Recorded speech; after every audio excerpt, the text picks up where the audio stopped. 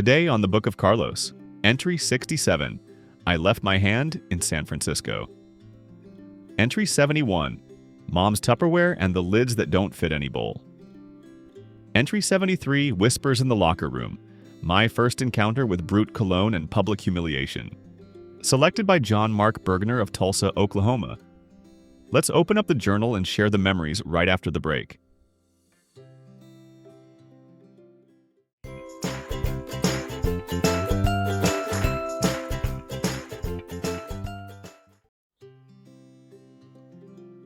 Entry 67, I left my hand in San Francisco. Some souvenirs are meant to last. Others are meant to teach you humility via large bodies of water. Today's entry takes us back to marching bands, theme parks, teenage glory, and one gloriously grotesque rubber hand that didn't survive the scenic wonders of Fisherman's Wharf. If you've ever bonded with a novelty item, mourned its untimely demise, and learned that even sidekicks aren't above savage one-liners, this entry is for you. Direct from Carlos's own personal journals. Grab your coffee and your emotional support limb. We're marching into the bizarre, the hilarious, and the slightly tragic tale of how Carlos lost a fake hand and gained a real memory. This one's out of pocket, literally. I forget the exact year, 1977 or 1978, but the Edgewood High School Trojans marching band was on tour in Northern California. We had stops in Fremont, Marriott's Great America Park, and the Crown Jewel, San Francisco. Naturally, I stuck close to my best bud Ken because every hero needs a sidekick, right? And every sidekick needs someone to blame. At Marriott's Great America, after marching through the park to our signature theme song, which I'm convinced could summon rain or at least a funnel cake, Ken and I stumbled into a quirky little shop. That's where I saw it. A rubber hand. Now, not just any hand. This one had presence. It reminded me of that old horror flick. Was it The Thing? The Crawling Hand? Either way, it was a severed hand with a vendetta, and I was smitten. I bought it on the spot. Why, you might be asking? Because teenage logic is why. Also, I couldn't wait to show it off to my brother Frank. May he rest in peace. Nothing says I love you like a disembodied latex limb. Fast forward now to when we went to Fisherman's Wharf. Ken and I, still high on theme park adrenaline and teenage invincibility, were goofing around near the pier. I brought the hand with me because obviously it needed to see the sights. And then, in a moment of pure cinematic irony, the hand slipped from my real hand and plummeted into the bay. Gone, just like that. No dramatic music, no slow motion rescue, just a splash and a sinking feeling.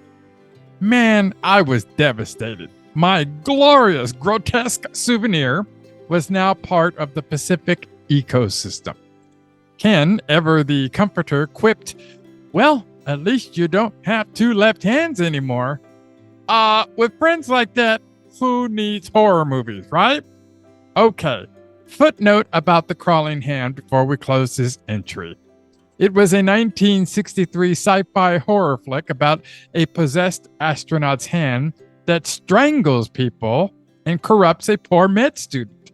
So yes, my instincts were spot on. My rubber hand had cinematic pedigree. Okay, next up, Entry 71, Mom's Tupperware and the lids that don't fit any bowl.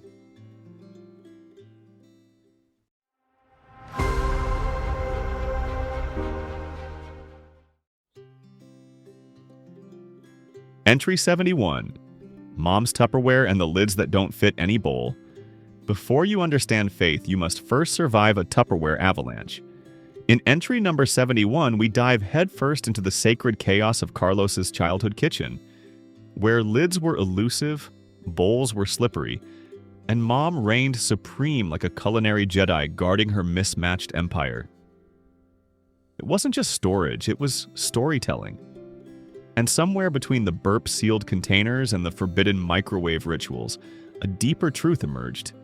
Family doesn't have to match to matter. So, if you've ever stared into a drawer of plastic maybes and questioned the mysteries of your lineage, grab a cup, find a lid that mostly fits, and join us as we embrace with Carlos the holy mess of love, leftovers, and legacy. Tupperware was my mother's second language.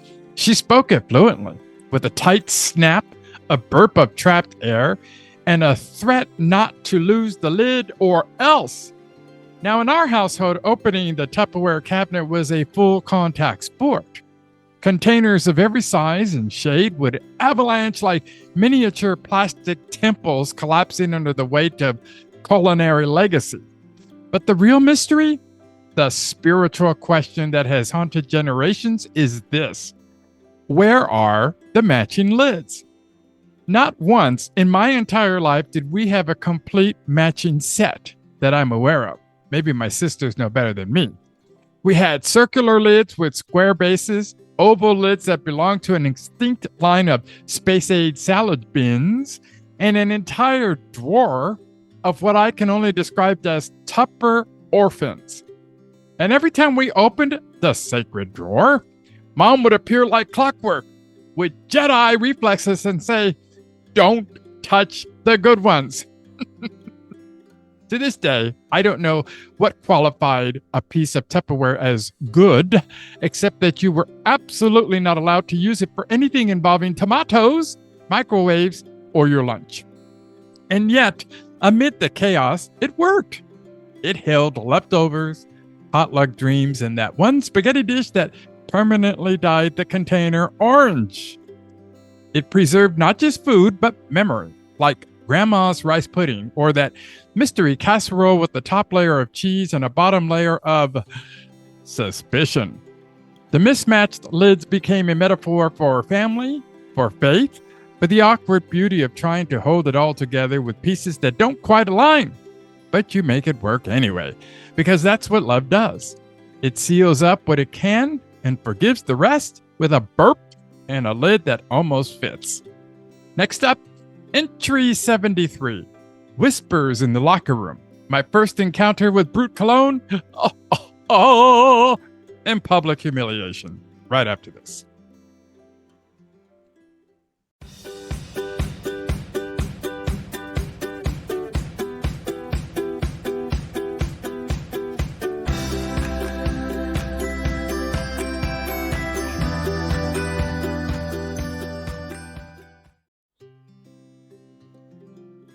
Entry 73. Whispers in the Locker Room. Carlos's first encounter with Brut Cologne and public humiliation. If adolescence had a fragrance, it would be 1 part misguided confidence, 2 parts peer pressure, and a generous splash of regret. Enter Brut Cologne. Packaged like manhood, scented like menthol chaos, and capable of turning a shy middle schooler into a walking citrus crime scene.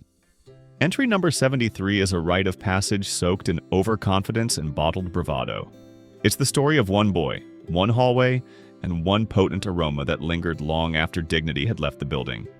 So, brace yourself, spritz responsibly, and let's take the plunge into the locker room jungle, where whispers roam free and Brut became Carlos's personal baptism into the world of public humiliation.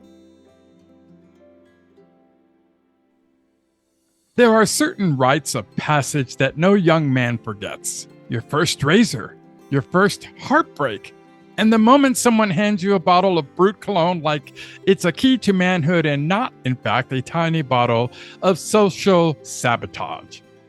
I was somewhere in the foggy intersection of middle school and insecurity when I encountered it.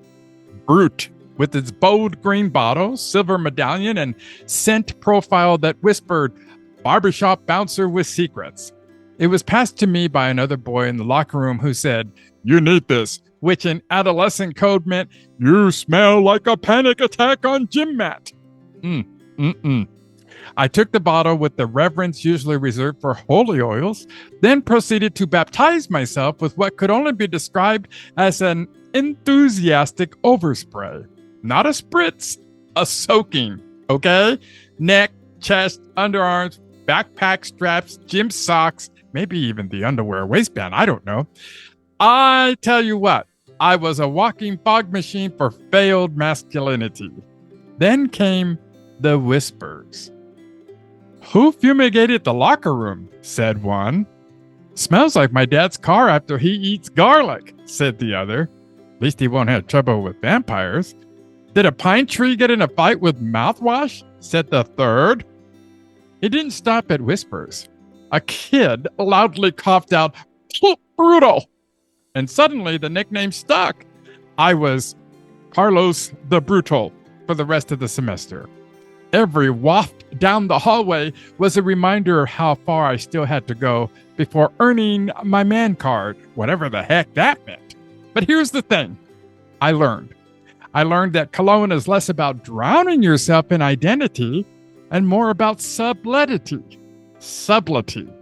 Sub-something. I learned that manhood isn't something you apply, okay? It's something you become. And I learned that locker rooms are petri dishes for both sweat and self-discovery. And now, whenever I pass by a drugstore shop and catch a whiff of that unmistakable Brut aroma, I don't flinch, I grin. Because somewhere in that bottle lives a younger me, desperate, awkward, and fragrant beyond belief, doing the best he could with what he had.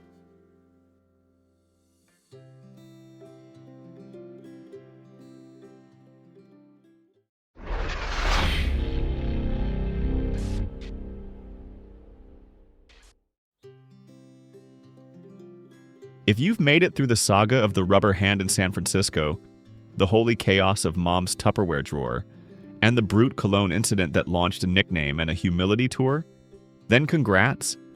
You've survived a trifecta of awkward adolescence, domestic theology, and ode to public humiliation. Each episode, while wildly different in content, taps into something beautifully universal: the absurdity of how small moments become lifelong memories.